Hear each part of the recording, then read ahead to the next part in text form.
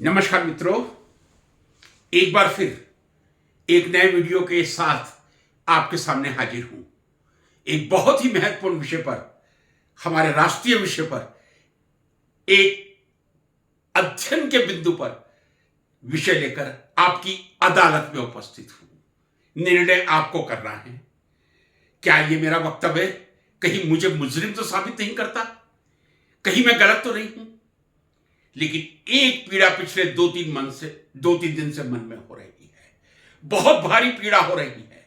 मैं नहीं बता सकता, या तो मैं राष्ट्र के प्रति चिंतित रहता हूं, और यदि रहता हूं तो ये परमात्मा ने मुझे बहुत अच्छी सद्बुद्धि दी है, या ये सद्बुद्धि सबको दी जाए।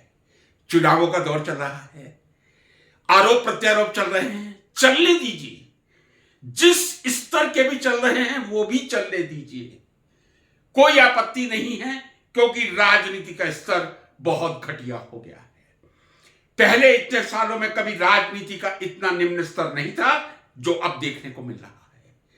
आरोप प्रत्यारोप चलने दीजिए, लेकिन यदि कोई भगवान राम को बुरा कहेगा, क्या मैं सहन कर पाऊंगा? चूंकि मैं एक भारतीय हूं, हिंदू हूं। भगवान कृष्ण के बारे में कोई अपशब्द बोलेगा, क्या मैं उसे सहन करूंगा? क्या मैं चैन से सो सकूंगा? ऐसा ही एक अपशब्द ही कहूंगा, निर्भीकता से कहूंगा। देश के प्रधानमंत्री ने 2 दिन पहले जो कहा था, महात्मा गांधी को कोई नहीं जानता था। 1982 में जो गांधी पिक्चर आई थी, उसके बाद ही लोग महात्मा गांधी को जानने लगे हैं। प्रधानमंत्री जी, आपसे ऐसी आशा ना थी। सब हदें आपने पार कर दी, मुजरा करवा दिया, मुजरा शब्द का उपयोग कर दिया, मंगल सूत्र बिकवा दिए, हिंदू मुस्लिम करते रहे और कर रहे हैं। लेकिन महात्मा गांधी को 1982 से कोई नहीं पहचानता था पहले। क्या कह रहे हैं ये आप? महात्मा, आपको मालूम है महात्मा शब्द किसने दिया था गांधी जी को? मैं समझता हूं देश की 99% जनता को यह मालूम नहीं होगा कि जो महात्मा का टाइटल दिया था वो बापू को, गांधी जी को किसने दिया था। यदि आप महात्मा गांधी जी की लोकप्रियता पे प्रश्न उठा रहे हैं, आप उस व्यक्ति की लोकप्रियता पे प्रश्न उठा रहे हैं, और इसका मैं नाम लूंगा, आपको चौंकना चाहिए। गांधी जी को महात्मा का जो टाइटल दिया था वो गुरुदेव रविंद्रनाथ टैगोर ने दिया था। जी हां, गुरुदेव रविंद्रनाथ टैगोर, जो पहले एशियाई थे साहित्य का नोबेल पुरस्कार लेने वाले, शुद्ध भारतीय 1913 में जिन्होंने गीतांजलि पर नोबेल पुरस्कार लेकर भारत का नाम रोशन किया था, जो अति प्रतिभा के धनी थे। I can say most talented person of the world, good painter, good artist, good thinker, good philosopher and a very good lover of literature, undoubted. उस व्यक्ति ने गांधी जी को महात्मा गांधी का टाइटल दिया था।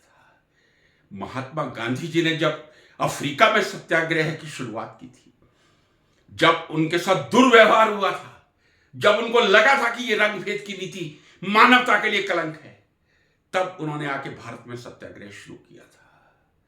1942 का क्या क्विट इंडिया मूवमेंट का नाम किसी ने नहीं सुना? क्या हमारे देश के स्कूलों में गांधी की शिक्षा नहीं दी जाती? मैं मोदी जी से प्रश्न करता हूं, खुलेआम चुनौती देकर, यदि गांधी जी की शिक्षा दी जाती है तो गांधी को कौन नहीं जानता? मुझे याद है, मैं 65 वर्ष का हूं। मैंने 8वीं से पहले, एग्जैक्ट नहीं कह सकता, 4वीं 5वीं में गांधी जी के नाम का पूरा एक अध्ययन पढ़ा था। उसके बाद तो मैंने अनेक अध्ययन किया है। महात्मा गांधी जी को तुष्टीकरण का राजा कहा जाता है। महात्मा गांधी जी ने तुष्टीकरण किया था। किसके लिए? अपनी बेटी के लिए। शायद महात्मा गांधी की बेटी तो नहीं थी, 4 बेटे ही थे। मैं पूर्ण आत्मविश्वास के साथ कह रहा हूं, और वो 5वां बेटा जमनालाल बजाज जी को मांगते थे, ये भी आत्मविश्वास के साथ कह रहा हूं। क्या महात्मा गांधी जी के किसी एक पुत्र की संपत्ति किसी ने देखी है? किसके लिए महात्मा गांधी जी ने तुष्टीकरण किया था? शांति के लिए, पीस के लिए। और यही कारण था जो दुनिया का सबसे कठिनतम पुरस्कार है प्राप्त करना, नोबेल पुरस्कार। 5 बार महात्मा गांधी जी नोबेल प्राइज के लिए नॉमिनेट हुए थे, लेकिन उनको नोबेल प्राइज नहीं मिल पाया था। यदि 30 जनवरी 1948 को उस हत्यारे ने गांधी का वध नहीं किया होता, आजादी के बाद जरूर महात्मा गांधी जी को पीस का, शांति का नोबेल पुरस्कार मिला होता। नेल्सन मंडेला जी को मिला है, जो महात्मा गांधी के रास्ते पे चले थे।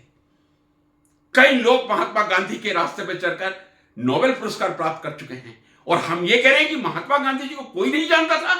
क्या हमारी जबान लड़खड़ा नहीं जाती?